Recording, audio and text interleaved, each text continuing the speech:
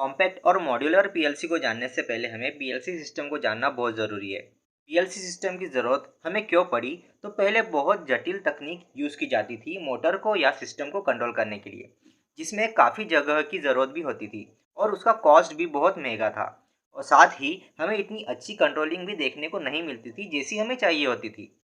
तब एक इन्वेंटर ने पीएलसी इन्वेंट किया और जो पहले कन्वेंशनल कंट्रोल पैनल्स यूज़ करते थे, उससे पीएलसी को रिप्लेस कर दिया गया, जिनका ऑपरेशन इलेक्ट्रोमैग्नेटिक लॉजिक रिलेज पर निर्भर करता है, जो कि इंडस्ट्रियल कंट्रोल सिस्टम में टाइमर पर आधारित है। पीएलसी कैपेबल है कि जो सेंसर सेंस करके जो इनपुट देता है, वह भी कंटिन्यूसली उसे मॉनिटर करने के लिए, यानी कि जो सदैव उस पर नज़र रखे, और जो आउटपुट डिसीजन भेजे जाने होते हैं प्रोग्राम पर आधारित, उन्हें प्रोड्यूस करने के लिए भी। और इसीलिए हर पीएलसी सिस्टम में इन चार मॉड्यूल्स का होना बहुत ज़रूरी बताया गया है।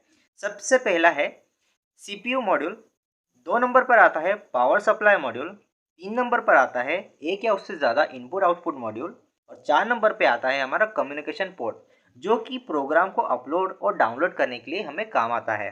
हार्डवेयर सेटअप के आधार पर हमारे पास दो तरह के पीएलसी है। पहला है कॉम्पैक्ट टाइप, दूसरा है मॉड्यूलर पीएलसी टाइप। ओके, तो अब कॉम्पैक्ट पीएलसी या फिर उसे हम बोलते हैं कॉम्पैक्ट टाइप पीएलसी। अब उसमें होता क्या है, तो कॉम्पैक्ट टाइप पीएलसी को हम ब्रिक पीएलसी या फिक्स्ड इनपुट आउटपुट पीएलसी भी बोलते हैं।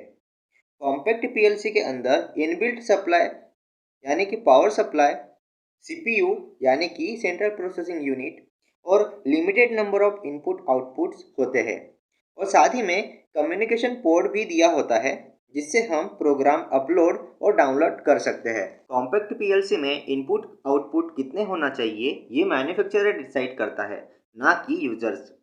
कॉम्पैक्ट पीएलसी में input terminals, output terminals, power supply और प्रोसेसिंग यूनिट, ये प्राइमरी कंपोनेंट्स होते हैं। अब बात की जाए मॉड्यूलर टाइप पीएलसी की।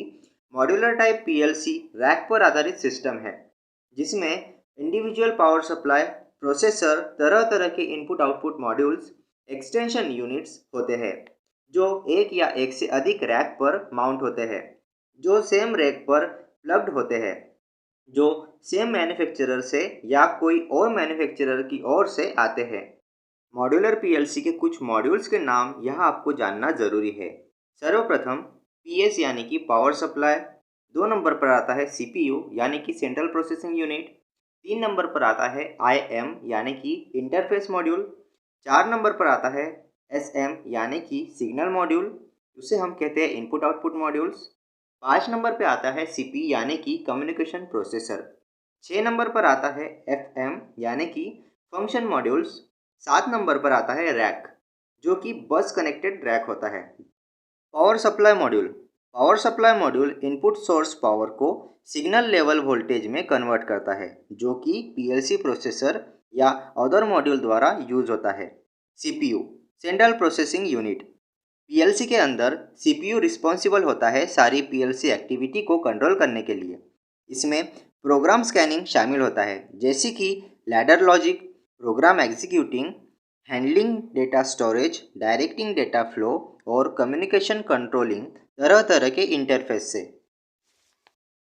IM interface module. Interface module एक या उससे ज़्यादा रैक में इंटरफेस करने में या उन्हें कनेक्ट करने में यूज होता है।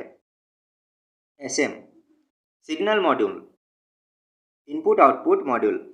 इनपुट आउटपुट में इंटरफेस करना हो तो इसमें सिग्नल मॉड्यूल का इस्तेमाल किया जाता है। सिग्नल मॉड्यूल क्या हो सकता है, तो वो डिजिटल इनपुट मॉड्यूल हो सकता है, डिजिटल आउटपुट मॉड्यूल हो सकता है, एनालॉग इनपुट मॉड्यूल हो सकता है, या फिर एनालॉग आउटपुट मॉड्यूल भी हो सकता है। CP communication processors.